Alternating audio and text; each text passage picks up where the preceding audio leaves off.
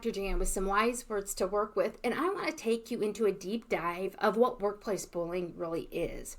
And if you think of workplace bullying or bully cultures, I'm going to refer to it as a layered system of dysfunction in your organization, I think it's an easier way to look at. But if you do a Google search or you search on the internet for definitions of workplace bullying, they typically consist of something like this: a set of behaviors, bad behaviors, verbal, nonverbal, cyber, psychological or emotional, attacks on people's professional reputation, physical, I think that's it, right? And that those happen towards somebody, typically the target, for a period of a time that affects the people's personal and professional life. That's essentially, in a nutshell, what the definition of workplace bullying is, okay? And that's a simplistic definition, okay? That's one layer of workplace bullying because it's a complex problem, okay? So here's an example. Okay, if I'm engaging in those behaviors, right? If I'm yelling at someone, I'm telling lies, I'm doing nonverbals in meetings or talking about people behind their back, if those things happen, I'm doing those and they're geared towards somebody, okay? If those are allowed to continue, right, that then becomes another layer of workplace bullying. So if somebody comes in and says, Jan, you need to stop that, and holds me accountable, okay, I'm probably not going to do those things. Now, I might push the, line a little bit, but if somebody then holds me accountable, I'm not going to do those if I'm going to get in trouble for that kind of stuff. But another layer of the definition of my definition of workplace bullying is, yes, you have those behaviors. And also on top of that, there are systematic failures in the organization, and it's usually due to leadership and lack of policy. So if you're my boss and you know that I'm talking about people behind their back, you can see me in meetings, rolling my eyes, interrupting, and you hold me accountable and you stop it, then bullying, those bad behaviors aren't allowed to continue. But because there are systematic failures, what happens is I'm doing those behaviors, nobody holds me accountable, and so I keep doing them because I gain power as the bully in that environment. And so what ends up happening then is when those behaviors aren't stopped immediately by leadership, okay, then I'm allowed as the bully to cultivate a new standards of behaviors, and I'm allowed to change the organizational culture. Now, that doesn't happen overnight, okay? That's where, again, my definition of workplace bullying includes bully culture, where bullying is weaved into the foundation of the organization. It's how it's allowed to continue when people cycle in and out of the workplace. So those bad behaviors become the norm. So over time, those bad behaviors are expected, okay? And everybody in bully culture engages in those behaviors because that's the standard of professional behavior.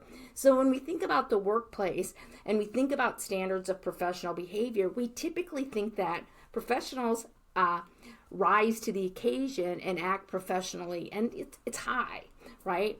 But in bully culture, the standard of professional behavior has sunk so low, right? And that's the norm, is yelling and lying and gossiping and sending all these emails and those things, that everybody engages in it. Even the target sometimes engages in bad behavior because that's what's expected, okay?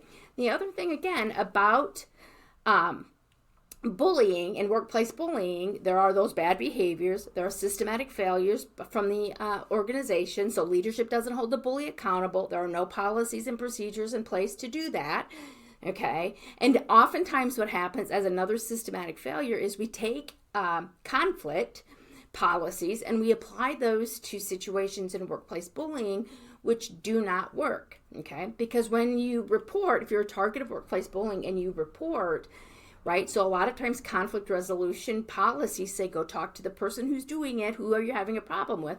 When you do that in bully culture, that enhances and increases the bullying because the bully feels threatened, okay? Whereas if we're just having conflict and you come to me and say, XYZ, I don't feel threatened by that. But because the bully has taken time to cultivate the culture into being one in which the bully is empowered and rewarded, they feel threatened when somebody reports. And they want to make sure that that doesn't happen, so they retaliate and put the target in their place. So it actually increases it. So it's not just that you don't have a policy, it's that you're using policy in the wrong way, okay? Also, then what happens is we have a double standard, okay? And groupthink is also cultivated and weaved into that foundation of bully culture. So let's just parse that apart and let's talk about the double standard, okay? So again, I said the professional standard of behavior in bully culture, or where there's workplace bullying, has sunk pretty low. And bullying is the standard, meaning that it is expected that you will talk about people behind their back. It is expected that you will engage in unprofessional behavior, okay? Bystanders and bullies do it, and sometimes even targets get roped into it out of frustration and defensiveness, okay? So everybody's doing it. However, the double standard is this. When the bully does it, it's acceptable. It's rewarded. It's encouraged. It's supported, okay? People are on the sidelines cheering, so to speak, okay? But when the target does it, they are punished. Even though, again, bad behavior is bad behavior and it shouldn't be happening in the workplace, it's justified when the target does it because oftentimes they are trying to defend themselves and protect themselves, okay? But the double standard says bullies can engage in that behavior, but targets cannot, and if they do, they will be punished, okay? Bystanders often don't bystanders are engaged in that kind of stuff too, but they are often not punished for it because they doing so shows loyalty to the bully, okay? There's also a groupthink when that happens, okay? And what happens is there is a narrative about the target, okay? A false narrative that says that it is acceptable for everybody in that organization to, again, for lack of a better term, to target one person who the bully has decided deserves it, and everybody agrees with that, okay? Whether it's not that they're having a conversation and they're saying, oh yeah, we definitely think Jan's, this, okay? But there's, by not speaking up, by engaging in bullying alongside the bully, they are complicit and they are supporting that narrative about the target. I hope that makes sense, okay? So what in bully culture, what happens is the majority of people believe that one or two people in that environment, the targets, deserve what they're getting, right? So maybe they are labeled as a problem, okay? Or they're quirky, or they're weird, or whatever it is, okay? I was called a troublemaker, okay? And everybody believes that. And so therefore, it's not just that bullying is happening, it's that that person deserves it, okay? And so that's why it's so complex. Is it's not just those bullying behaviors. It's the systematic failures of organization and leadership to not hold people accountable to a standard of good behavior, okay? And by doing so, they encourage that. That creates a culture of bullying, a culture of fear in which people are scared of one or two people for fear that they're going to be the next target. Okay, there's also a false narrative or a group narrative that everybody tends to buy into about the people who are being targeted. Okay, and there's a double standard in which it's acceptable for some people in the environment to bully, but it's not acceptable for others.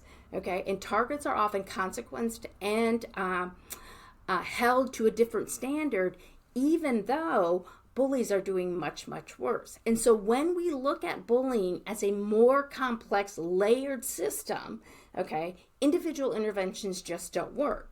Because when you have bullying weaved into your foundation, when that becomes the norm and the expectations, people move in and out of organizations. It's very difficult to change the rules, the unwritten rules, and the policies and procedures, be those written or be those formal or informal, it's very hard to change that when someone leaves. Okay, because as soon as somebody leaves the environment, whether it's a bully, a target, or a bystander, somebody has to come in and fill that role. Okay, so one of the places that I was in, a bully left.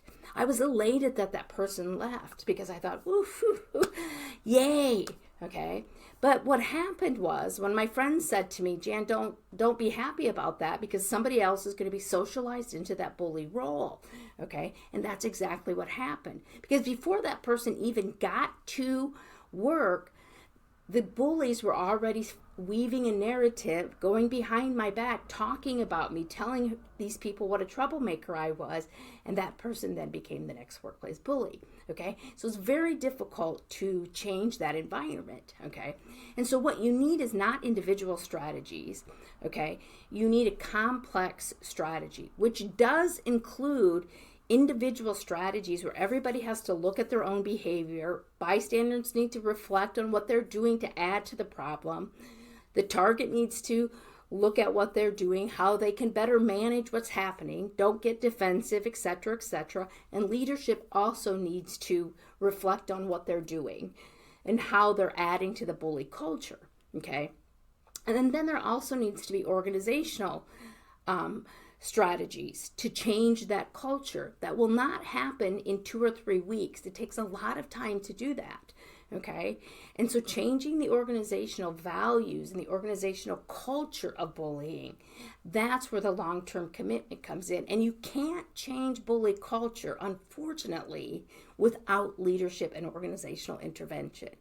It just can't happen because of how important leadership is in determining whether or not our norms and values in that organization can be changed. And so that's why it's so important to really understand those layers of workplace bullying so that we can develop strategies to really cultivate change and intervene. And that's one of the things that I'm working on. Is I've developed a new framework called the STOP framework that looks at both doing individual interventions coupled with organizational interventions, and that's really how we stop bully culture. So if you're interested in knowing about my STOP framework, just drop me a message at jan@stopbullyculture.com. And please like, share, and subscribe, and I'll see you next time. Thank you.